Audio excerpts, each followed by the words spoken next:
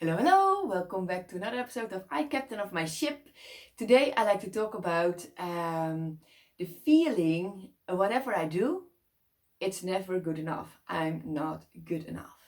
If you recognize this feeling, I have something to tell and a story to tell of what you can do to help your child have less of this and how it is possible that a feeling of this can occur in someone's life. What happened and what can you learn from it as a parent so you can learn to do it differently. Okay, before I do that, I'd like to remind you of the introduction workshop that will start and about how to give space for emotions and limits to behavior when you raise your children. It can be quite a challenge. So if you want to know more about it, please read the description below. So now I like to continue with the feeling, whatever I do, it's never good enough. Fanny Keller, it's a very famous person in America, in the States. She's a professional and she's helping families to have a better relationship with their children. And she comes at families' houses when there is a problem and she helps them to solve it. And of course, she is doing her research and learning a lot, of course. And she made some statistics. And one of the statistics is the feeling of not being enough. And she asked this in many families with many different backgrounds and many different ages. And 9 out of the 10 children had to deal with this feeling. Well, how is it possible that this number is so enormously big? This comes because if a parent starts to blame or shame a child, this feeling starts to rise and starts to get bigger and bigger and bigger. This is how you feed a feeling like this. So how can you start stopping to blame your child and to be open to a conversation without blaming or shaming your children all the time? Well, she gave a very good example of her own life, and I thought this was really accurate topic because our children will come home with a report coming period, June, July. And how do you react as a parent? Is it with shaming or blaming, or is it with an open mind and an open discussion about the grades if it's not a good report? So how do you respond? Well, she came with her own experience and I recognize it. She said, when my child was young, and she now has grown up children, so when the children were younger, my son would come home and I was sitting at the table and he was sad, and I would see that he was sad, and he told me he had his report, and I said, okay, hand it over to me. And she said, I saw his bad grades, and I even said, oh, you got C's, D's, and 1 B.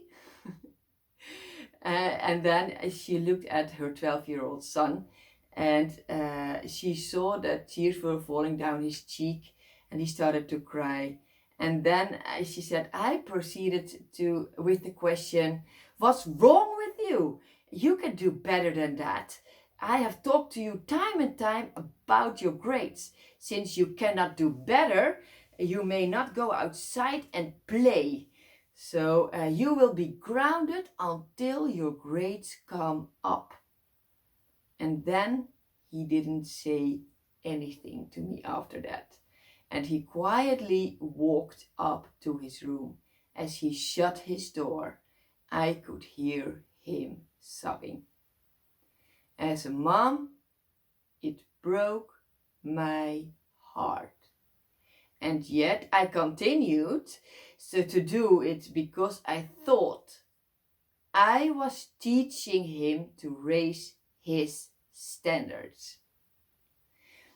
I thought I was encouraging him by telling him he could do better.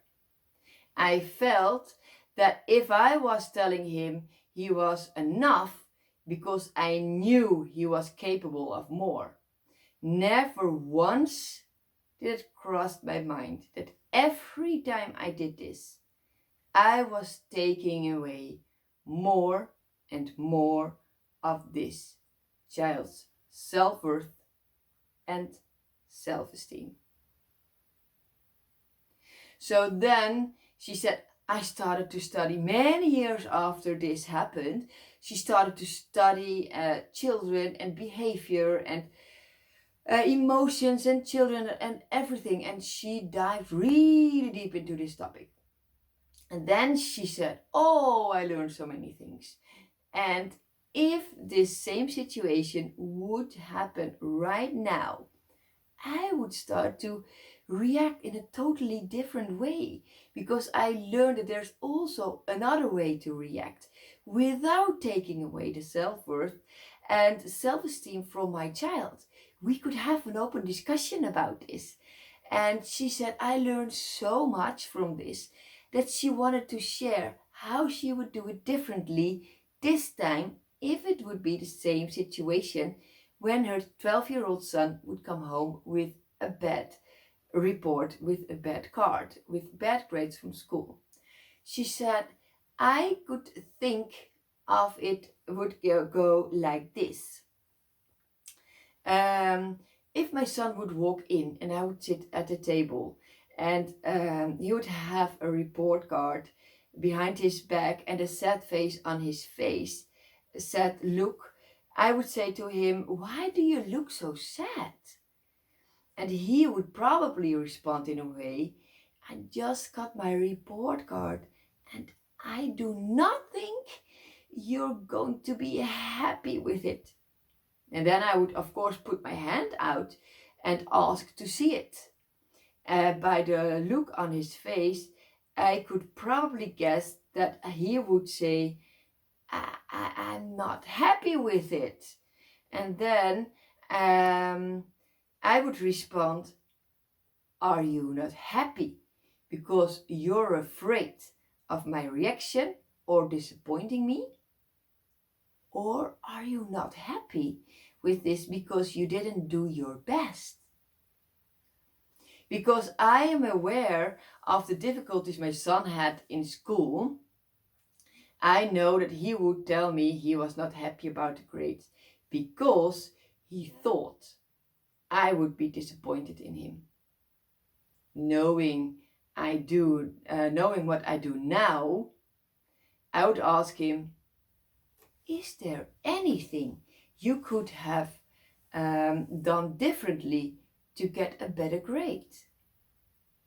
I do not know that answer, of course, but here is what I would say if. There are two things that can happen, of course. If he would have said, no, the classes were tough and I did the best that I could, then I would respond, great, let's celebrate. But if B, he would have said, if I had studied more or got extra help in those areas that I did not understand, I probably could have done better. Then I would say, is there anything that I can do to support you going forward so we can raise those grades? Because by using this method, it takes away all the shame and blame.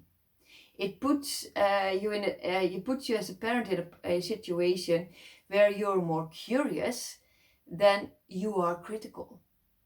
It takes away the pressure of the child thinking that they are not good enough or smart enough. It also would allow your son or your daughter to feel that it's a team effort and not only his or her. So I thought this was really inspiring to try to ask different questions. And of course, your situation is different. Every situation is different. So trust your feeling, but know that it's good to be aware that by shaming or blaming your child, you're taking away the self-worth and self-esteem of your child. And that has a huge impact on the rest of the life of your child. So be aware of that. So be more curious, be more open of an open talk, and try to have questions and an open discussion about this. So I hope it inspired you, and just enjoy your ride as a parent. I know it can be so hard and a challenging time sometimes. I raised 4 children, so I know that it's a challenging thing, but also a time that will go by very fast. My children already, uh, yeah, already are out of the house. It's just I'm alone now. It's crazy. But this month is the last month that my youngest child lives at home. Then she will start to study in a different city, far away from home. So it was not possible to stay home. So time changes so fast.